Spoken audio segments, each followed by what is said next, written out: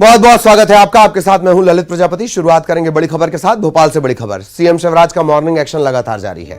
मुख्यमंत्री ने सागर जिले की समीक्षा की। जल जीवन मिशन पर शिवराज ने अफसरों को नसीहत दी है। अफसरों पर सवाल उन्होंने दागे। पीएचई अधिकारी बताएं कि एकल जल योजनाओं में शिकायत क्यों मिल रही है। नल जल योजनाओं में गड़बड़ बिल्कुल ना हो। मंत्री गोपाल भार्गव ने जवाब दिया कि जल जीवन मिशन के कार्यों में तेजी आई है। हर घर को पानी देने की महत्वाकांक्षी योजना है, ये सीएम ने कहा। चिन्हित करें कि कैसे भूजल स्तर बढ़ सकता है, ये भी सीएम ने पूछा।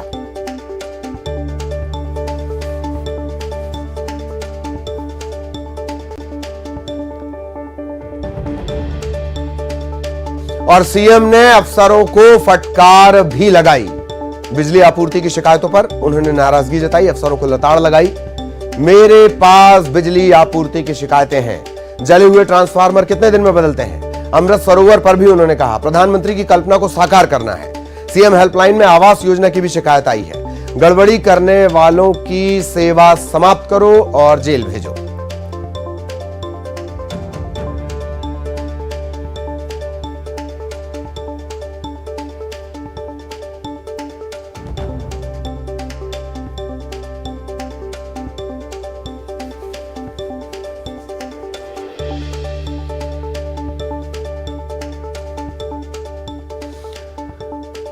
तो ये तमाम बातें आज के मॉर्निंग एक्शन में। सवाल भी उन्होंने पूछा, मसलन जले हुए ट्रांसफार्मर कितने दिन में बदलते हैं। अमृत सरोवर प्रधानमंत्री की कल्पना है और इसे साकार करना है। आवास योजना की शिकायतें मिल रही हैं। सागर को लेकर वो चर्चा भी कर रहे थे। मंत्री गोपाल भार्गव भी जुड़े थे। उन्होंने कहा कि जल जीवन मिशन के कार्यों में तेजी आई है। सीएम ने पूछा कि एकल जल योजनाओं की शिकायतें मिल क्यों रही हैं। नल जल योजनाओं में गड़बड़ी क्यों हो रही है, ये बिल्कुल नहीं होनी चाहिए। और सहयोगी मनोज आपको नजर आ रहे होंगे। और मेरा ख्याल है मनोज, भोपाल के सबसे बड़े जल स्रोत के सामने आप हैं और आज इसी नल जल को लेकर कड़ी फटकार भी सुननी पड़ी। और क्या कुछ खास मनोज? जी बिल्कुल, मकसद यही था कि जो भी कमियां हैं सागर जिले को लेकर वो उसको समझा जा सके और उसको किस तरीके से दूर करना है। हालांकि कई मुद्दों को लेकर जो है मुख्यमंत्री शिवराज सिंह चौहान ने अधिकारियों की और जनप्रतिनिधियों की तारीफ भी की, लेकिन जिन मूलभूत सुविधाओं से जनता का सीधे कनेक्शन है वहां पर लापरवाही मिली, तो वहां पर फटकार भी अफसरों को मुख्यमंत्री शिवराज सिंह चौहान ने लगाने का काम किया और दिशा निर्देश दिए और कहा कि जब अगली बैठक होगी तो इन कमियों को दूर करने का काम जो है अधिकारियों के द्वारा कर लिया जाना चाहिए। जल मिशन जो योजना है, जो कि महत्वाकांक्षी योजना है, हर घर जल पहुंचाने की योजना है, उसको लेकर भी नाराजगी जहां पे जाहिर करते हुए नजर आए। सीएम हेल्पलाइन पे जो शिकायत आती है उसके निराकरण को लेकर भी मध्य प्रदेश में सागर जिला सबसे पीछे। यही कारण है कि उस पर भी मुख्यमंत्री शिवराज सिंह चौहान ने नाराजगी जाहिर की है। इसके अलावा कई दूसरे विभाग से जुड़े मामले थे जिनको लेकर मुख्यमंत्री शिवराज सिंह चौहान ने साफ तौर से कहा है कि बिजली आपूर्ति हो या फिर उसमें जिस तरीके की गड़बड़ियों को लेकर शिकायत सीएम हाउस में मिल रही है उसको दूर करने का काम करें। तो यहाँ पे एक्शन में मुख्यमंत्री शिवराज सिंह चौहान नजर आए। हालांकि जो एक कार्यक्रम महाकाल कॉरिडोर को लेकर होना है उसमें भी पार्टिसिपेट करने के लिए सागर जिले को कहा है कि वो भी अपनी तैयारी करे। तो लगातार जो एक्शन देखने को मिल रहा है उसके तहत जो कमियां हैं उनको दूर करने की कोशिश यहां पे की जा रही है और नाराजगी भी आज दिखाई दी और अफसरों को जमकर लताड़ यहां पर मुख्यमंत्री शिवराज सिंह चौहान ने भी लगाई। बिल्कुल बिल्कुल, धन्यवाद मनोज। लेकिन आप हमारे साथ बने रहिएगा। मनोज हमारे साथ लगातार बने हुए हैं क्योंकि एक तरफ बिजली व्यवस्था को सुधारने की बात हो रही है, मुख्यमंत्री लगातार कोशिश कर रहे हैं, सुबह से उठकर कोशिश कर रहे हैं। दूसरी तरफ झटका ये आपकी स्क्रीन पर। भोपाल से बड़ी खबर। आज प्रदर्शन करेंगे मध्य प्रदेश के बिजली कर्मचारी।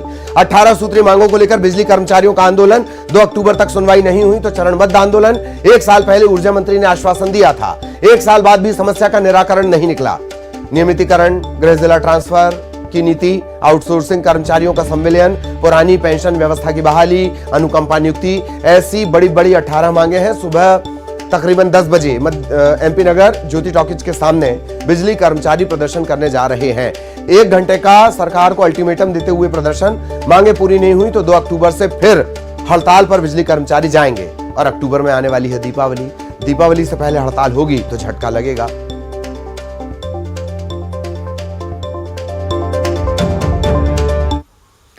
सहयोगी मनोज लगातार बने हुए हैं। मनोज, एक तरफ मुख्यमंत्री लगातार कोशिश कर रहे हैं, बिजली व्यवस्था को लेकर भी उन्होंने सवाल जवाब किए हैं, दूसरी तरफ कर्मचारी हड़ताल पर जाने की चेतावनी दे रहे हैं। 1 साल हो गया ऊर्जा मंत्री को बोले हुए। मनोज, जी बिल्कुल, आश्वासन दिया गया था और यही कारण है कि उनके आश्वासन को जो समय सीमा दी गई थी उसमें पूरा करने का काम बिजली विभाग ने नहीं किया। बिजली विभाग के जो मंत्री हैं प्रद्युमन सिंह तोमर, उन्होंने नहीं किया।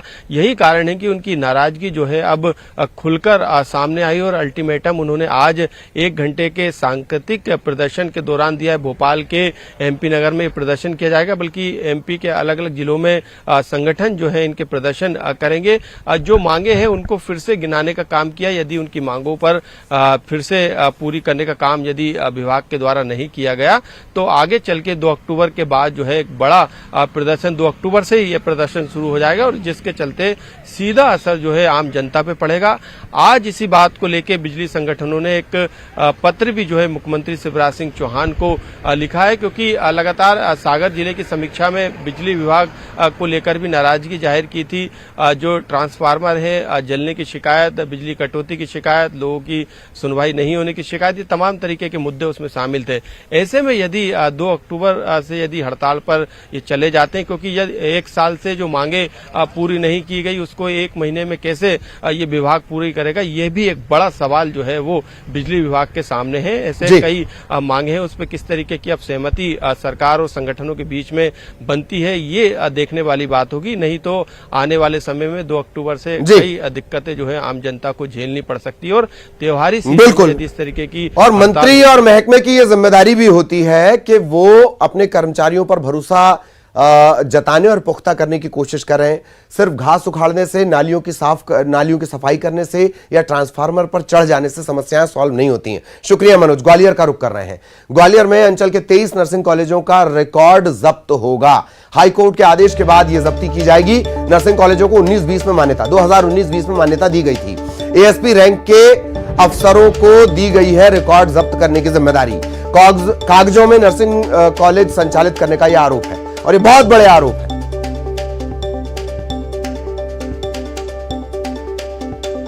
सुशील आपको नजर आ रहे होंगे, सुशील के पास लिए चलेंगे। सुशील, कॉलेज का रिकॉर्ड जब्त करना होगा, आगे क्या? बिल्कुल, देखिए ग्वालियर हाई कोर्ट में एक याचिका दायर की गई थी जिसमें अंचल में नर्सिंग कॉलेज कागजों पर चलने की शिकायत की गई थी। उसी याचिका की सुनवाई के बाद हाई कोर्ट ने निर्देश दिया है नर्सिंग काउंसिल को कि जो 23 कॉलेज है जिसमें ग्वालियर, मुरैना, शिवपुरी, भिंड जिले के कॉलेज है, इन 23 कॉलेज के दस्तावेज जब्त किए जाए। और 2020-21 जब इनको मान्यता दी गई थी तब इन्होंने अपने जो मानक है उनको पूरा नहीं किया था और इस तरह की भी शिकायत थी कि ये सिर्फ कागजों में संचालित है, सिर्फ पैसा कमाने के लिए और डिग्री बांटने के लिए फर्जीवाड़ा करते हैं।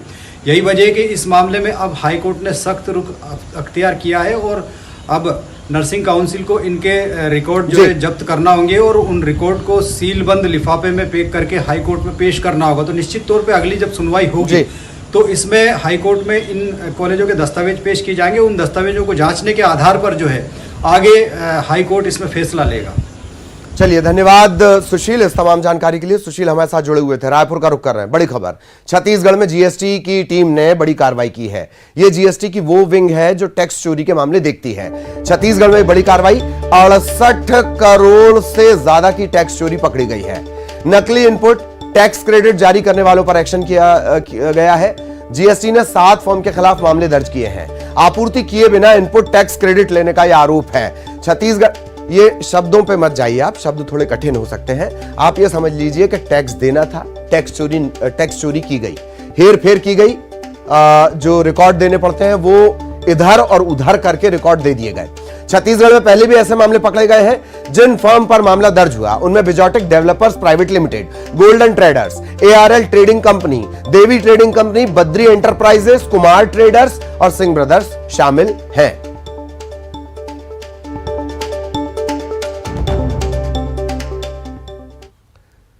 सहयोगी देवव्रत आपको नजर आ रहे होंगे। देवव्रत, इस कार्रवाई के बारे में विस्तार से बताएं। और टैक्स तो देना पड़ेगा, कर चोरी नहीं चलेगी। देवव्रत।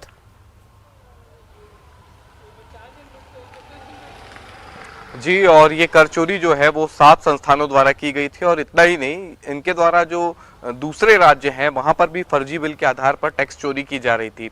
और इसके बाद ये जीएसटी की पूरी कार्रवाई की गई है, जिसमें 68 करोड़ की टैक्स चोरी अब तक पकड़ी गई है।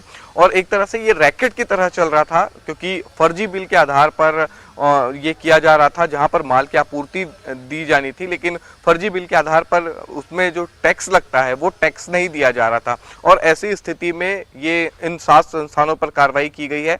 और जो बताया ये जा रहा है कि इसके जो रैकेट है वो दूसरे राज्यों से भी जुड़े हो सकते हैं, क्योंकि जिन संस्थानों पर कार्रवाई की गई है वो न सिर्फ छत्तीसगढ़ बल्कि उत्तर प्रदेश, बिहार, झारखंड और इसके अलावा कई ऐसे राज्य हैं जहां पर ये लोगों की मदद कर रहे थे, उन लोगों के साथ जुड़े हुए थे और टैक्स चोरी में एक तरह से उनकी सहायता कर रहे थे। लिहाजा अभी फिलहाल ये जांच का विषय है, लेकिन 68 करोड़ की जो टैक्स चोरी पकड़ी गई है उनमें 7 संस्थानों पर फिलहाल जो जीएसटी है वो कार्रवाई कर रही है। और ये देखना होगा कि इसके तार किन किन राज्यों से जुड़े हैं, कहां जुड़े हैं और किन किन तक आंच आएगी। फिलहाल ये शुरुआती कार्रवाई का ही दौर है, आने वाले दिनों में और कई बड़े अहम खुलासे हो सकते हैं। बिल्कुल बिल्कुल, अच्छी बात जो देवव्रत ने कही, अंतर्राज्यीय ये कंपनियां हैं, लेकिन जांच एजेंसियों के लिए आजकल छत्तीसगढ़ में कार्रवाई करना कुछ ज्यादा ही मजेदार हो चला है। शुक्रिया देवव्रत इस तमाम जानकारी के लिए। खबर भोपाल से, पीएफआई का एमपी कनेक्शन। पीएफआई कट्टर विचारधारा के प्रचार प्रसार के लिए युवाओं को ट्रेनिंग देता था और प्रचार प्रसार की जिम्मेदारी भी दिया करता था। एक व्यक्ति को 7,000 से 40,000 रुपए तक का पेमेंट होता था। इसमें खाते में रकम ट्रांसफर की जाती थी, किताबें बांटना, पर्चे तैयार करना, बांटना, इंटरनेट का इस्तेमाल, आने जाने का खर्चा, ये सब शामिल था। 25 जिलों में पीएफआई का नेटवर्क, बताइए 25 जिलों में पीएफआई का नेटवर्क फैला हुआ था। ऑन रिकॉर्ड कहां थी ये बात? 5 जिले श्योपुर, बुरहानपुर, इंदौर, उज्जैन, खंडवा, ये पीएफआई के हॉटस्पॉट थे। जेएमबी और सीमी आतंकी संगठन से कनेक्शन की जांच की जा रही है। एनआईए और एमपीएटीएस, ईडी, ये सभी मिलकर जांच कर रहे हैं।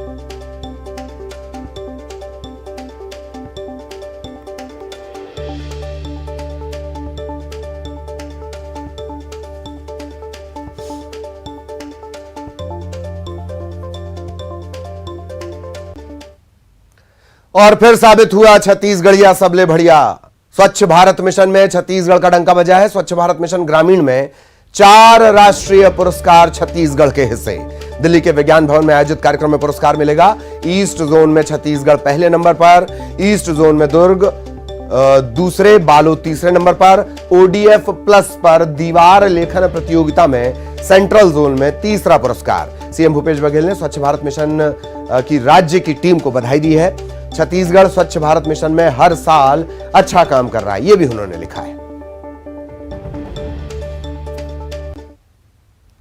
छत्तीसगढ़ की एक और उपलब्धि, देश भर में छत्तीसगढ़ हर्बल्स की धूम है। छत्तीसगढ़ की जड़ी बूटियां, वन संपदा, छत्तीसगढ़ के बाहर भी छत्तीसगढ़ हर्बल्स की धूम। अब महाराष्ट्र और गोवा में छत्तीसगढ़ हर्बल्स की दुकान लगेगी। वन धन विकास केंद्र 130 से ज्यादा उत्पाद तैयार कर रहे हैं। कवर्धा में शहद प्रसंस्करण प्रोसेसिंग का संयंत्र तैयार हो रहा है। उत्पादों की गुणवत्ता के लिए सलाहकारों की मदद ली जा रही है, कानपुर के विशेषज्ञों की मदद ली जा रही है।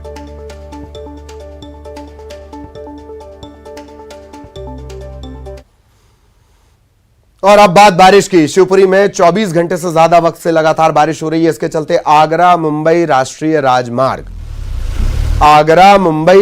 राजमार्ग पर पानी भर गया।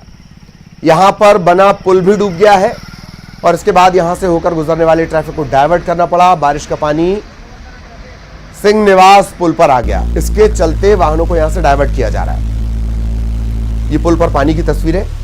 मौके पर यातायात विभाग के लोग मौजूद हैं। ट्रैफिक को डायवर्ट कर सुरक्षित मार्ग से निकाला जा रहा है।